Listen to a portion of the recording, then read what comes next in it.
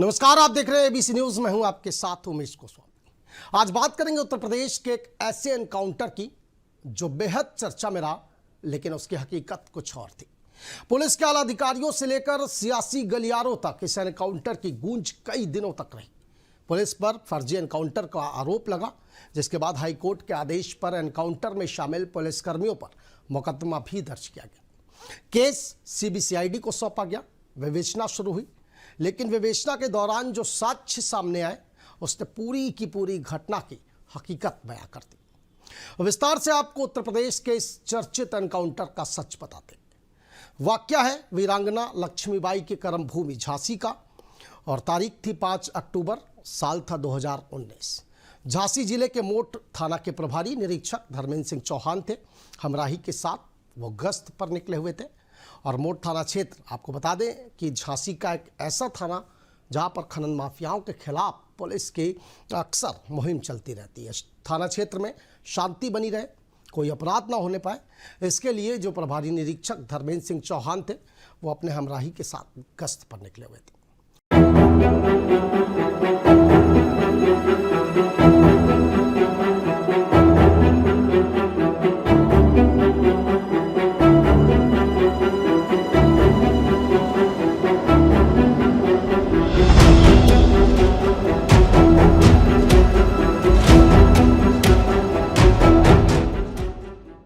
तो कहानी ये कि इसी दौरान इलाके के जो खनन माफिया पुष्पेंद्र यादव हैं, उनका फोन प्रभारी निरीक्षक धर्मेंद्र सिंह चौहान के पास पहुंचता है। पुष्पेंद्र ने कोई जरूरी काम बताकर थाना प्रभारी से बाईपास तिराहे मोड़ पर मिलने को कहा। बमरौली के पास तिराहे पर धर्मेंद्र सिंह चौहान अपने निजी वाहन से क्रेटा कार जो उनके पास थी, जिस पर नंबर जो था जो UP 78 FQ 5678 पड़ा हुआ था, वो हमराही सौरभ के साथ पहुंच जाते हैं। लेकिन इस बीच अचानक हरे और काले रंग की एक होंडा स्टेनर बाइक आकर रुकती है, जिसका नंबर उत्तर प्रदेश 93 AL 5393 दर्ज रहता है। पुष्पेंद्र अपने किसी साथी के साथ वहां पर पहुंचता है। दर्शकों को यहां पर बता दें कि पुष्पेंद्र इलाके का बड़ा खनन माफिया था और उसके खिलाफ 5 मुकदमे भी दर्ज थे। तो मोट थाना प्रभारी धर्मेंद्र सिंह चौहान ने 29 सितंबर को, यानी कि एनकाउंटर से 5 दिन पहले खनन माफिया के खिलाफ कार्रवाई की थी। उसके एक ट्रक को बंद कर दिया था। तो इस चर्चित एनकाउंटर की कहानी अब आगे बढ़ती है।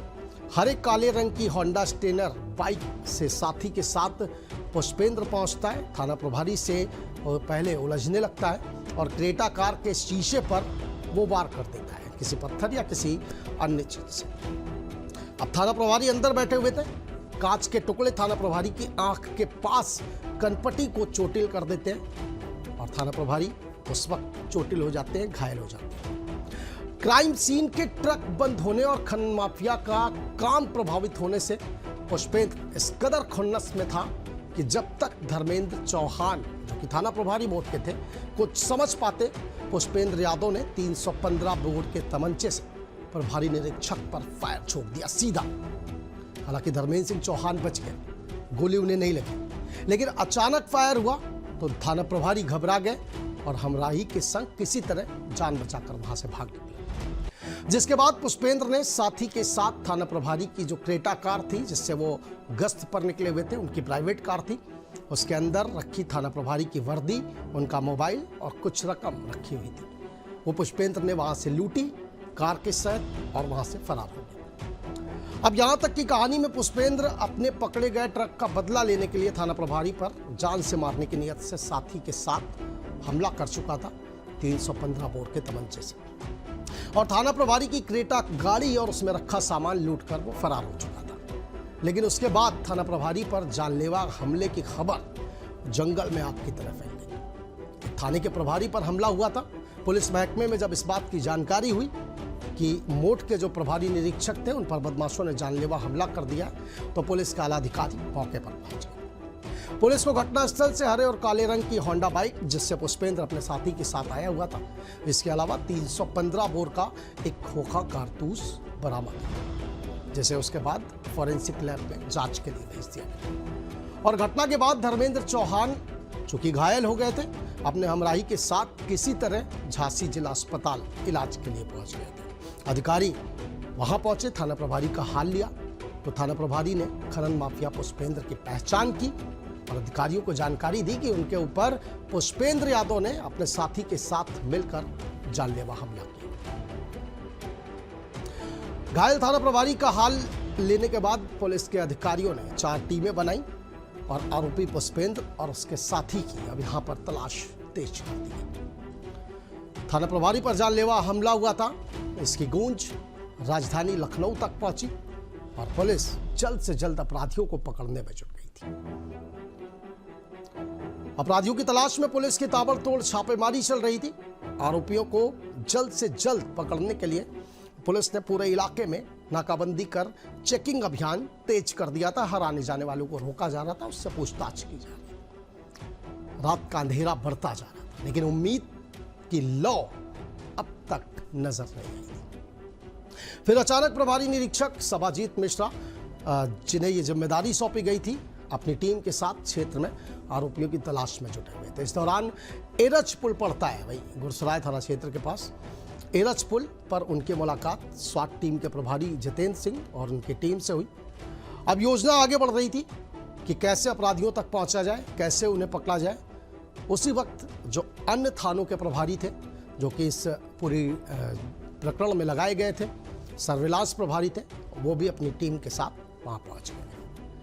अब इस बीच अचानक एक मुखबिर ने थाना प्रभारी सबाजीत मिश्रा को एक ऐसी खबर बताई कि सबकी उम्मीदें जग गई।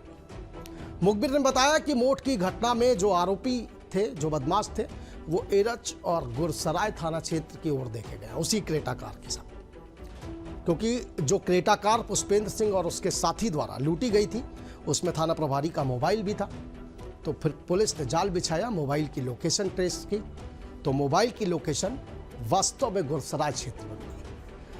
अब इसके बाद पुलिस को एक उम्मीद जगी कि जल्द से जल्द जो आरोपी हैं पुष्पेंद्र यादव, जिसने मोट पे थाना प्रभारी पर हमला किया था, उसको गिरफ्तार कर लिया जाएगा। आपस में चारों टीमों के जो प्रभारी थे, उन्होंने योजना बनाई और आरोपियों की लोकेशन की तरफ बढ़ गए। लेकिन अब रात हो चुकी थी, रात के 2:30 बज चुके थे और इस दौरान पुलिस को आलमपुरा की ओर से एक अज्ञात कार आती दिखी। अब पुलिस अधिकारियों ने टॉर्च की जो उनके पास था उसकी रोशनी डाली और जो कार आ रही थी उसको रोकने का इशारा किया। बताया जाता है कि पुलिस को देख के कार में जो बदमाश बैठे थे, उन्होंने सीधे मोर्चा खोल दिया। पहले पुलिस को हटने की चेतावनी दी बदमाशों ने, और जो भी उनकी भाषा में होता है उन्होंने चेतावनी दी। उसके बाद असलहों से लैस बदमाशों ने पुलिस की टीम पर फायरिंग शुरू कर दी। पुलिस ने बदमाशों को चेतावनी भी दी कि आप लोगों को चारों ओर से घेर लिया गया है, सरेंडर कर देने में भलाई है। यानी कि जो भी पुलिस का तरीका होता है उसका इस्तेमाल किया गया। बदमाशों की ओर से फायरिंग की सूचना आला अधिकारियों को दी गई और कहा गया कि फोर्स अगर भेज सकते हैं तो भेजिए, क्योंकि बदमाश उधर से लगातार फायरिंग कर रहे हैं। उसके बाद एक बार फिर बदमाशों को सरेंडर करने की चेतावनी दी गई, लेकिन कार में जो बदमाश बैठे थे पुलिस पर देसी असलहों से लगातार फायरिंग करते रहे। अब सिचुएशन बहुत क्रिटिकल हो गई थी। पुलिस के पास अपनी जान बचाने और बदमाशों को पकड़ने का कोई रास्ता नहीं बचा था। आत्मरक्षा के लिए पुलिस की ओर से भी जवाबी फायरिंग की गई। पुलिस रिकॉर्ड के मुताबिक मोर्चा लिए पुलिस अधिकारियों की ओर से 3 राउंड फायरिंग की गई, ये बताया गया पुलिस के रिकॉर्ड में। इसके बाद बदमाशों की ओर से जो फायरिंग हो रही थी लगातार क्रेटा कार से पुलिस कर्मियों पर, वो फायरिंग बंद हो गई। पुलिस की टीम हाथों में असलहा लिए अपनी पोजीशन लेते हुए आगे बढ़ी। कार की हेडलाइट जल रही थी, पुलिस भी टॉर्च के सहारे आगे बढ़ रही थी और इसी बीच मौका पाकर कार के पीछे के दरवाजे खोलकर कार में जो बदमाश पीछे बैठे हुए थे वो वहां से भाग गए। अब जब पुलिस धीरे धीरे आगे बढ़ी, कार के पास पहुंची तो उसने देखा कि ड्राइविंग सीट पर एक बदमाश अचेत अवस्था में पड़ा हुआ था। उसके हाथ में तमंचा था, देसी तमंचा। आनन फानन में पुलिस ने उस जो घायल बदमाश था उसको अस्पताल पहुंचाया, लेकिन अस्पताल में डॉक्टर्स ने उसे मृत घोषित कर दिया। अब पुलिस इस कहानी को जल्द से जल्द सुलझाने की जद्दोजहद कर रही थी। जांच आगे बढ़ी तो पुलिस को जानकारी लगी कि मुठभेड़ के दौरान जो कार मिली है, जो क्रेटा कार मिली है, जिस पर वो बदमाश सवार थे, अचेत अवस्था में पुष्पेंद्र यादव मिला था। थाना प्रभारी धर्मेंद्र सिंह चौहान की ही वो कार निकली जो मोट में उनसे लूटी गई थी। अब जांच और साक्ष्यों के आधार पर पुलिस को जानकारी हुई कि जिस बदमाश की मौत हुई वो कोई और नहीं बल्कि पुष्पेंद्र यादव था और उसके साथी जो मुठभेड़ के दौरान उसके साथ मौजूद थे वो मौका पाकर फरार हो गए थे। पुलिस ने पुष्पेंद्र के शव को पोस्टमार्टम के लिए भेजा और क्रेटा कार में जो भी साक्ष्य मिले, जिसमें पुष्पेंद्र का मोबाइल भी था, सबको विधि विज्ञान प्रयोगशाला में जांच के लिए भेज दिया। अब इस पूरे घटनाक्रम के बाद पुष्पेंद्र के परिजनों ने मुठभेड़ को पूरी तरह से फर्जी बता दिया और पुलिस पर पुष्पेंद्र की हत्या करने जैसा संगीन आरोप लगाकर शव का अंतिम संस्कार करने से इनकार कर दिया।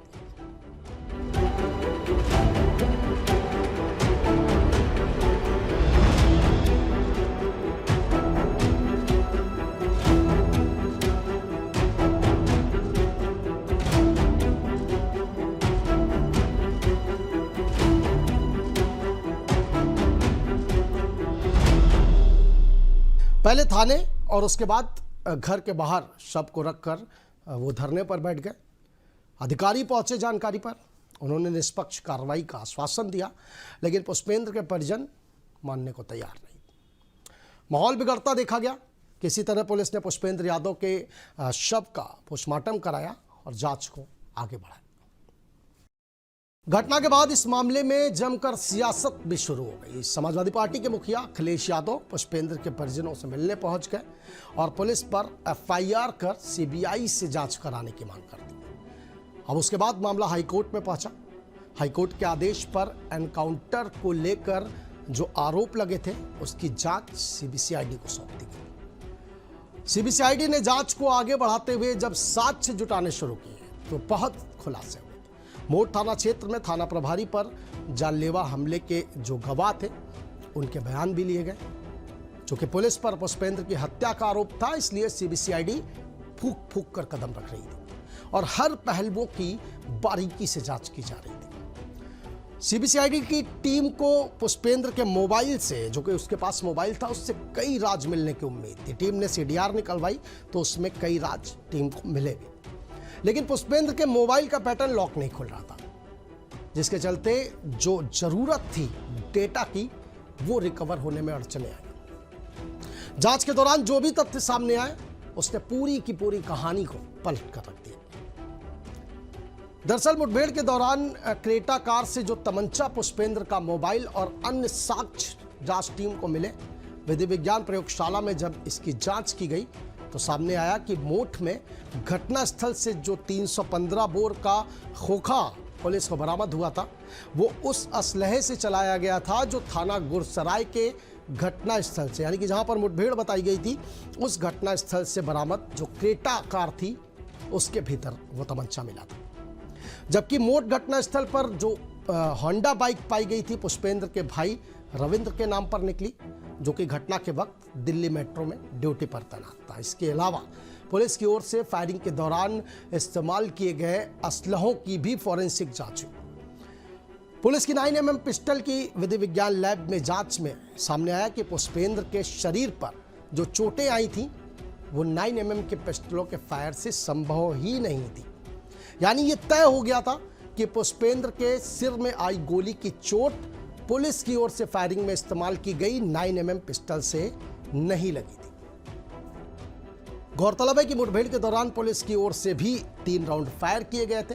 क्रेटा कार की जिस वजह से जांच की गई, सामने आया कि जो शीशा था क्रेटा कार का वो पूरी तरह सुरक्षित था और ओरिजिनल कंपनी का लगा हुआ था। यानी कि ये अगर कहा जाता कि शीशा टूट गया था, उसे बदलवा दिया गया था, तो ऐसा बिल्कुल नहीं था। ये फॉरेंसिक जांच में सामने आया कि कंपनी का ही शीशा लगा हुआ था, जिससे ये साबित हो गया कि पुलिस की ओर से चलाई गई गोली से कार का भी कोई हिस्सा क्षतिग्रस्त नहीं हुआ था। फॉरेंसिक रिपोर्ट ने ताश के पत्तों की तरह पूरी कहानी खोल कर रख दी थी। अब सीबीसीआईडी की टीम के सामने सवाल यह था कि आखिर पुष्पेंद्र को किसकी गोली से मारा गया। लेकिन जैसे ही क्रेटा कार में मिली दूसरे तमंचे की विधि विज्ञान लैब से रिपोर्ट सामने आई, सब कुछ आईने की तरह साफ हो गया। रिपोर्ट में सामने आया कि पुष्पेंद्र की मौत जिस गोली से हुई थी वो क्रेटा में मिले दूसरे देशी तमंचे से चलाई गई थी। यानी कि यह साफ हो गया था कि पुष्पेंद्र की मौत साथी द्वारा चलाई गई गोली से ही हुई थी। अब सवाल यह था कि उसके साथी भला पुष्पेंद्र की हत्या क्यों करेंगे। जांच में सीबीसीआईडी टीम को दो प्रबल संभावनाएं मिली। पहला कि ड्राइविंग सीट की तरफ से पुलिस घेराबंदी का आभास होने पर बौखलाहट हुई। अफरा तफरी में पुष्पेंद्र के बाईं ओर या पैसेंजर सीट पर जो शख्स बैठा हुआ था उसने ड्राइविंग सीट की तरफ फायरिंग की हो, जो पुष्पेंद्र की कनपट्टी में जाकर धंस गई हो, या फिर चूंकि पुष्पेंद्र की पहचान हो चुकी थी और पैसेंजर सीट पर बैठा शख्स कोई बड़ा अपराधी था। जाहिर सी बात है, जो इंस्पेक्टर पर जानलेवा हमला कर सकता है वो अपने आप में एक आपराधिक इतिहास रखता होगा। तो ये माना जा रहा था कि जो पैसेंजर सीट पर था वो कोई बड़ा अपराधी था और उसने ये तस्दीक कर ली हो कि पुष्पेंद्र की पहचान हो चुकी है और अगर पुष्पेंद्र पकड़ा जाता है तो उसकी भी पहचान हो जाएगी। तो उसने पुष्पेंद्र को जिंदा गिरफ्तार होने पर नाम के खुलासे के डर से जानबूझकर उसकी हत्या कर दी। अब इस पूरी कहानी में चौंका देने वाला पार्ट तब आया जब मुठभेड़ के दौरान क्रेटा कार में सवार पुष्पेंद्र की बाकी दो साथियों की तलाश तेज की, लेकिन पुलिस रिकॉर्ड में रविंद्र नाम के जिस शख्स का एड्रेस, उसके पिता का नाम दर्ज था, उसका कोई पता नहीं लग सका।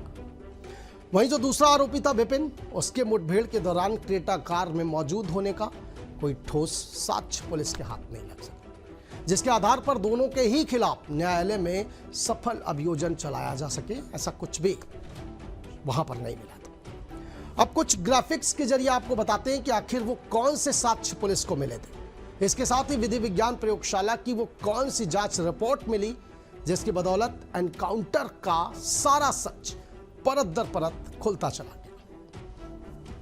तो तारीख थी 5 अक्टूबर सन 2019 को पुष्पेंद्र ने मोट थाना प्रभारी पर जानलेवा हमला किया। क्रेटा कार का नंबर यूपी 78 FQ 5678 लूट कर पुष्पेंद्र वहां से फरार हो गया। होंडा स्टेनर बाइक जिसका नंबर यूपी 93 AL 5678 था, पुष्पेंद्र घटनास्थल पर छोड़ गया। मोट घटनास्थल पर पुलिस को मिला 315 बोर का खोखा कारतूस व बाइक यूपी 93 AL 5678 नंबर की होंडा स्टेनर बाइक घटनास्थल से पुलिस को बरामद हुई और घटना के बाद गुरसराय थाना क्षेत्र में हुई पुलिस संग पुष्पेंद्र की मुठभेड़ वाले घटनास्थल से पुलिस ने बरामद की क्रेटा कार के अंदर पुलिस को मिली 315 बोर के 2 तमंचे, 4 खोखा कारतूस व एक मिस फायर हुआ कारतूस भी मिला। 2 तमंचे और कारतूस को जांच के लिए भेजा गया प्रयोगशाला। मृतक के हाथ से लिया गया कॉटन स्वाब भी भेजा गया प्रयोगशाला। पुलिस की सरकारी 9mm की 3 पिस्टलें और 3 खोखा कारतूस भी जांच के लिए भेजे गए। मृतक पुष्पेंद्र के हाथ से लिए कॉटन स्वाब में मिला फायरिंग का अवशेष। नाइट्रेट मिलने से हुई पुष्पेंद्र द्वारा फायरिंग की पुष्टि। 315 बोर के देशी तमंचों की नालों में मिला फायरिंग का साक्ष्य। दोनों तमंचों की नाल में फायरिंग के लैग कॉपर नाइट्रेट की हुई पुष्टि। क्रेटा कार से बरामद तमंचों से फायरिंग होने का सटीक सबूत। 9mm पिस्टल की नालों से भी मिला फायरिंग का अवशेष। पुलिस दल की ओर से फायरिंग की हुई पुष्टि। आगरा विधि विज्ञान की प्रयोगशाला की रिपोर्ट विवेचना में हुई शामिल। जांच रिपोर्ट के आधार पर सामने आई बड़ी सच्चाई। पुष्पेंद्र द्वारा तमंचे से फायरिंग की हुई पुष्टि। क्रेटा कार पर पुलिस की ओर से की गई फायरिंग की पुष्टि नहीं हुई। पीएम रिपोर्ट के मुताबिक पुष्पेंद्र के शरीर पर आई चोटों के निशान नहीं मिले पिस्टल से फायरिंग के समय। पुष्पेंद्र यादव के पास से बरामद हुआ MI mobile phone pattern lock होने के चलते डाटा रिकवर करने में हुई परेशानी। मोबाइल का पैटर्न लॉक खोलने में नहीं मिली सफलता। तो कुल मिलाकर पुलिस पर जो फर्जी एनकाउंटर का आरोप लगाया गया था उसकी सच्चाई कुछ और ही निकली। खाकी पर पुष्पेंद्र के खून के छींटों के जो दाग लगे थे वो जांच के बाद भले ही धुल गए, लेकिन पुष्पेंद्र के साथ मुठभेड़ के दौरान क्रेटा कार में मौजूद जो 2 अन्य आरोपी थे, उनकी पहचान न हो पाने के चलते पुष्पेंद्र के कातिलों का सच में राज बना हुआ है। इस कहानी में फिलहाल इतना ही। आप देखते रहिए ABC न्यूज़। फिर होगी मुलाकात किसी ऐसी ही घटना के साथ। तब तक के लिए नमस्कार।